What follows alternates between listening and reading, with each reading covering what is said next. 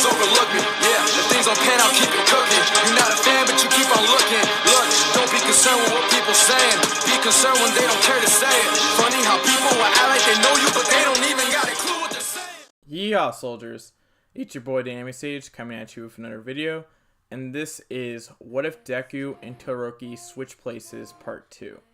Man, you guys showed a lot of support for this What If series, and you guys voted for this to be the Monday vid over What If Deku had orb manipulation, so Part 2 is here. Let's see how this does. Alright, so the schedule for this week is What If Ichigo had the Sharingan Part 4 on Wednesday, and Friday is What If Kakashi up to Naruto Part 14. Yes, you may get hyped. Speaking of schedules, I posted that on my community tab, and I also post vid updates and polls, which are very important, especially vid updates, because there could be an emergency, vid could be delayed, etc, etc. So, watch my community tab like a hawk. Also, my dude Golden, or Anime Edits, just created his YouTube channel.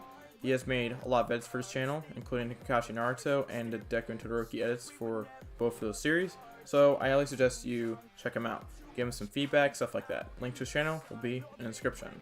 Alright, now for the quick social media plugs. Twitter is at AnimeStage4. Twitter is a great place for you guys to interact with me, as I do tweet a lot, and it also acts as another pair of notifications as I tweet out my vids after I post them. So, follow me on Twitter. Instagram is anime_sage4. I post frequently on Instagram via posts and stories, so it's another good place for you guys to interact with me. So follow me on Instagram. Finally, join my Discord. If you join my Discord, you can get access to sneak peeks of supplementary content, notifications for when I live stream ahead of time, and you can suggest to me ideas directly. It's also a good way for you guys to interact with me. Link will be in the description.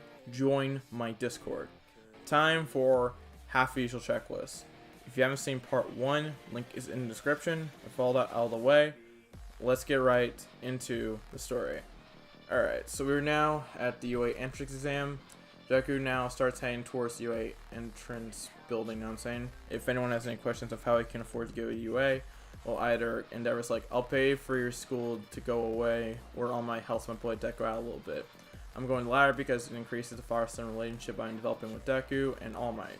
Anyways, Deku accidentally bumps into Ochako, and the two kind of catch up for a little bit. Deku's like, oh, you're Ochako, the girl I tried to save. Ochako then says, oh, you're Izuku, the boy who saved me. And then they have a brief conversation, kind of allowing themselves to get to know each other a bit more. Ochako is kind of starting to feel something, but she doesn't know what it is. Same with my boy Deku. Anyways, Deku and Ochako will head into the building so they can take the written exam. Deku does do better here, as he did have time to study, and I'll give him an 82%. Deku kind of wants to catch up with Ochako a little bit more, but will be stopped by Ida, so the interaction here is very similar.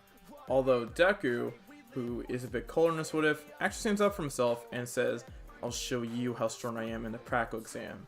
Deku has gotten less cold in the past 10 months because he does have a father figure in his life, and he's cool with Ochako, but if you put his name in his mouth, he's gonna get cold very quickly, you know what I'm saying?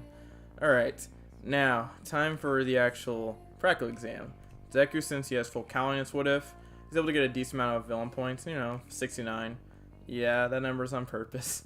But he gets this number because he's more built, has gone through All Might's training, and despite the abuse Endeavor gave him, it did do some wonders.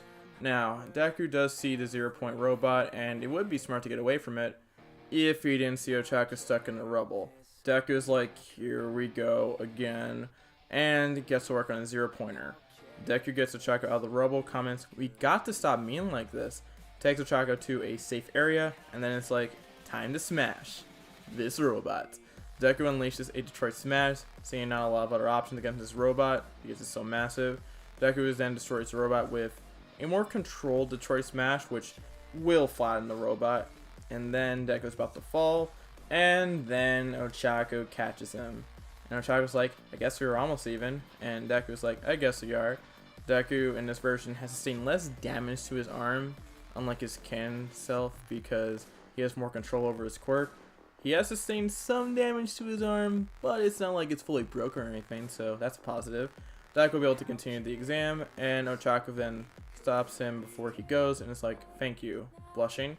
And then Deku blushes himself and says, no problem. And then they separate and Deku will get the rest of his points for the 69. And then time runs out and Deku's like, oh cool, 69. And then Deku's still accepted into UA. And Ochako will actually still want to give some for points here as another way to make up for Deku saving her twice.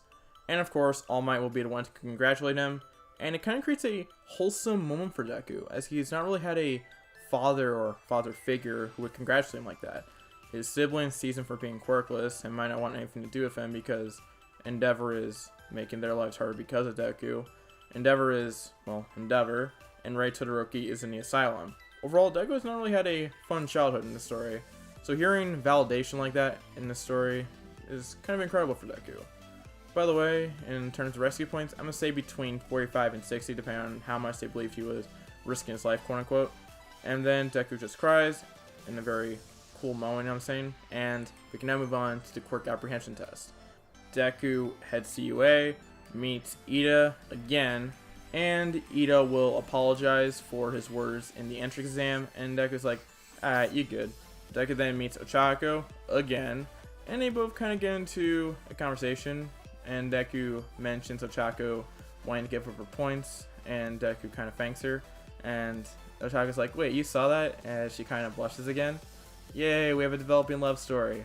Then Aizawa will make his presence known, and we'll take class 1A out. Cue the threat of expulsion, and we can now get to the 50-meter dash.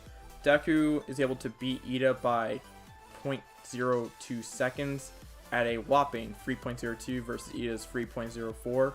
And then in the grip strength test, Deku is able to use his full counting to increase his grip strength probably around 150 to 200, maybe even higher. Doesn't matter, Deku still does better here regardless. Meanwhile, my boy Bakugo and Shoto, they're sizing Deku up, you know what I'm saying? And they believe he's a very capable hero, and they want to fight him at a certain point, you know what I'm saying? Deku gets over to Sandbox and does well in repeat sidesteps.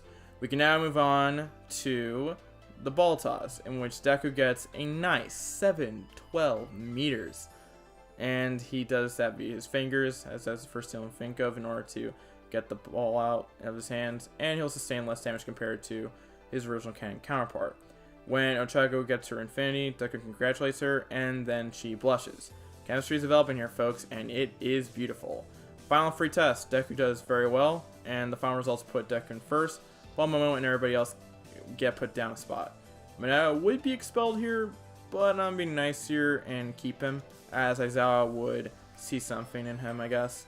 Aizawa would tell All Might Deku is definitely impressive and is very intrigued by him. All Might just smiles, but then Aizawa is like, doesn't mean he will accomplish all of his goals, but he believes if he continues to work hard and gets the right mentorship, he could be a force in the future. After class, Ochako and Deku actually continue to talk for a bit, and Ida will become friends with them like in the original canon. Deku will also gain the respect of his peers in this version, including Bakugo, and no one in this story really knows Deku, including Bakugo, and nobody can really question if Deku's quirkless or not, except Ochako, but I don't think she'll be able to think about that, especially if Deku can come up with an excuse that he didn't think to use his quirk because it wasn't strong enough against the sludge villain, so he had to think of another way to save her, or something like that, you know what I'm saying? Now, the battle trial arc will begin as All Might takes him out for a trial, and the selections will be Deku and Ochako versus Shoto Midoriya and Momo Yaoyorozu. Shoto is excited as he gets to face off against the kid he has been sizing up, and Deku is actually excited to fight against Shoto. Who will win? Who will lose? Shoto Midoriya with his quirk pyrokinesis, or Deku? You have to find out in the next part. Thank you all for watching part 2 of What If Deku and Todoroki Switch Places.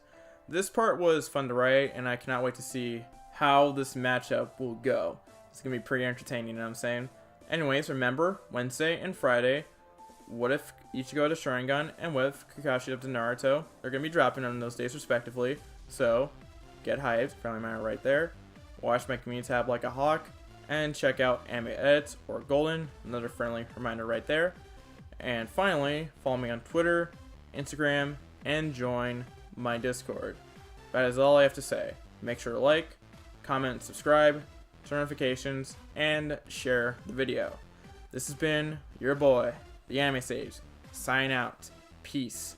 Yort. Ha.